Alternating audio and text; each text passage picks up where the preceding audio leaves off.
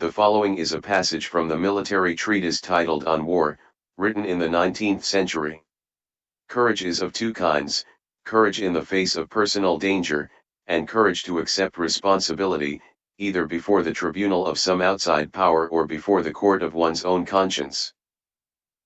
Only the first kind will be discussed here. Courage in face of personal danger is also of two kinds. It may be indifference to danger, which could be due to the individual's constitution, or to his holding life cheap, or to habit. In any case, it must be regarded as a permanent condition. Alternatively, courage may result from such positive motives as ambition, patriotism, or enthusiasm of any kind. In that case, courage is a feeling, an emotion, not a permanent state. These two kinds of courage act in different ways. The first is the more dependable, having become second nature, it will never fail. The other will often achieve more.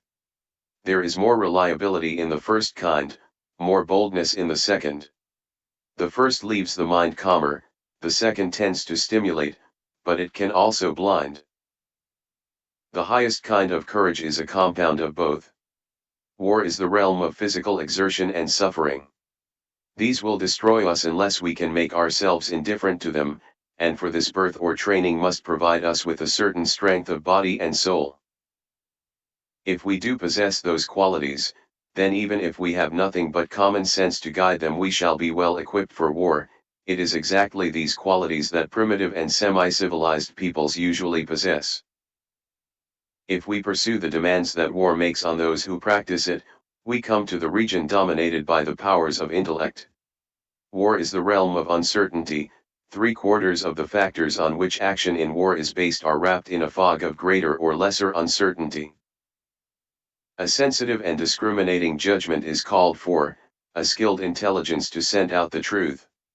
Average intelligence may recognize the truth occasionally, and exceptional courage may now and then retrieve a blunder, but usually intellectual inadequacy will be shown up by indifferent achievement.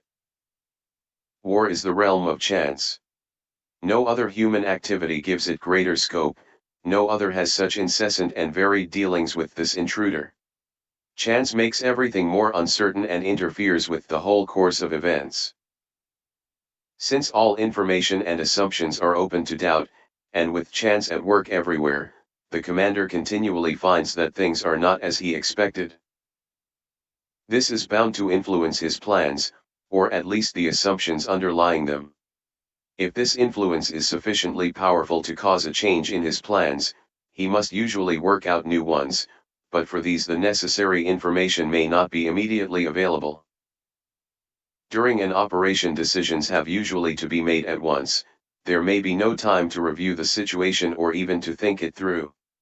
Usually, of course, new information and re-evaluation are not enough to make us give up our intentions, they only call them in question. We now know more, but this makes us more, not less uncertain. The latest reports do not arrive all at once, they merely trickle in. They continually impinge on our decisions, and our mind must be permanently armed, so to speak, to deal with them.